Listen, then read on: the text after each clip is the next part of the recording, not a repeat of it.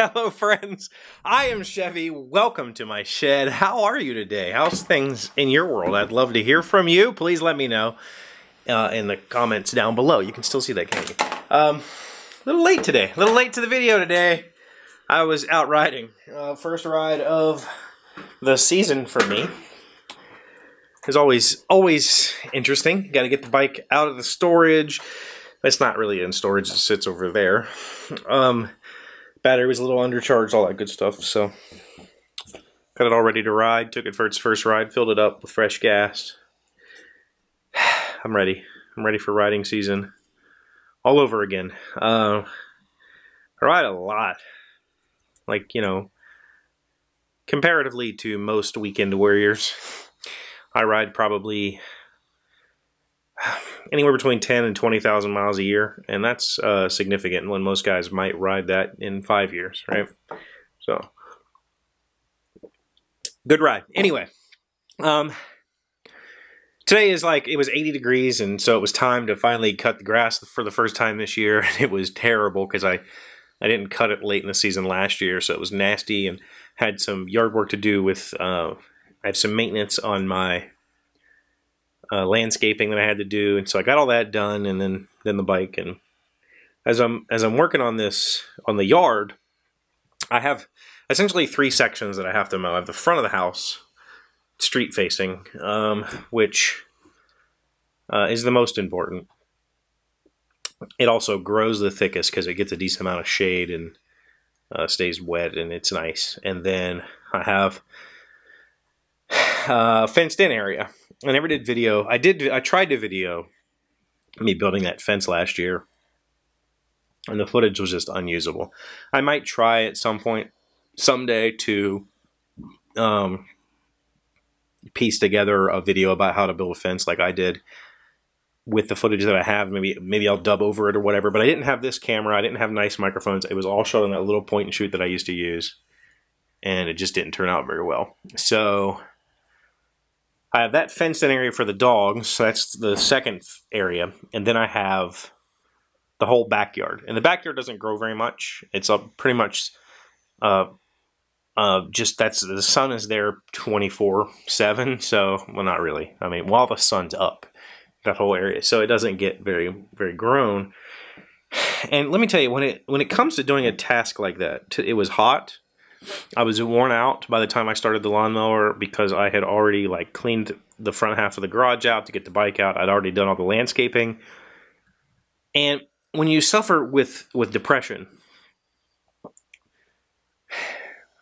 it's I don't want to say it's little voices because it's not, you're not psychotic, but it's like a little voice in your head that tells you, it's yourself trying to talk yourself out of doing things. Like, I'll just do the front half of the yard, and then maybe tomorrow I'll do the other half of the yard.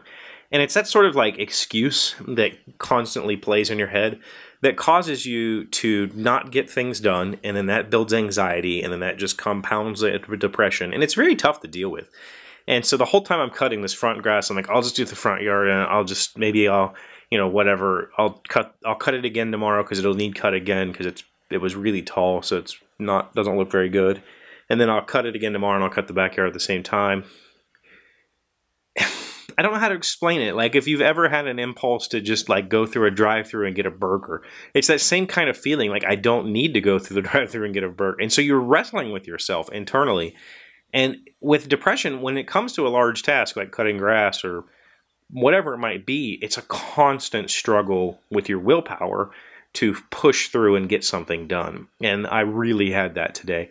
I don't know that I'm pretty sure that's a common thing. If it's not, you know, let me know. But it's a constant struggle. You're constantly fighting against yourself, telling you, oh, you can't do it. Just take a break. You know, we'll do it tomorrow. And then stuff doesn't get done, and then that compounds everything. And so it's this very tiring mental struggle, and it is tiring. Like, you know, you're using a lot of brain power to fight yourself through a process like as simple as cutting the freaking grass, right? I don't have a huge yard. It's like 1/4 acre or something like that. So it's only maybe a half hour, 45 minutes to cut my grass. It's not like I'm out there like slaving away in the sun all day to cut my grass. It's a pretty quick process. And so, am I alone? Is that something that we all struggle with? All of us, you know, maybe everybody struggles with it, but is it something that depression compounds, or maybe it doesn't affect you that way? I would love to know what you think about it in the comments down below. Are you constantly fighting with yourself to get through a simple task? Does it require a force of will to push yourself forward? Today I had to do quite a bit of pushing myself forward, and it worked. I got the yard done. I felt great after I got the yard done. Like, hey, I did that. You know, I pushed my way through it. I was like, I'll do the front yard, and I talked myself, nah, we'll do the side yard, and then I'm talking myself a little farther. I'm like, well, I might as well do the back. You know, just kept pushing myself. Like, no, you just get it done. Like, you're out here, just do it. And that goes back to the discussion we had last week about just giving it, right? Like, you got to give it when it's time to give it. You just got to be willing to do it. Yeah. So let me know what you think about your own struggle with willpower in the comments down below. Again, thank you all so much for the comments last week, especially on Friday's episode, in response to your response to my response, responding to you responding. Yeah, that's what happened. I'm gonna slowly roll out a few new things. It's not gonna happen immediately because I slacked off a lot this weekend. I wasn't feeling too swift. I did put a video out this weekend. If you didn't see it, I got some of these little solder kits. These are a little D6 circuit. Press a button, it picks a random number between 1 and 6. Comes with a circuit board and all the components, and solder it together. So I did a tutorial on how to assemble one of these kits, and I have 3. Yeah, I have 3 to give away. So go check that video out. I'll link it up here if you're interested in winning one of these kits and maybe learning how to solder, or just you want to put it together even though you already know how to solder. I also teach you the basics about electronic components and how they work. That was fun to film. I enjoyed doing that. So I'm going to try and keep doing the random weekend projects. I don't know what they're all going to be, but we'll see.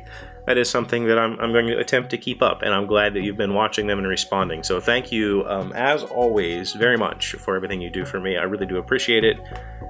I'll see you tomorrow. Hey, Doc, wait! I want to ask you something. Today's random fact comes from infoplease.com. Who invented the tea bag? And today's the day I don't have tea.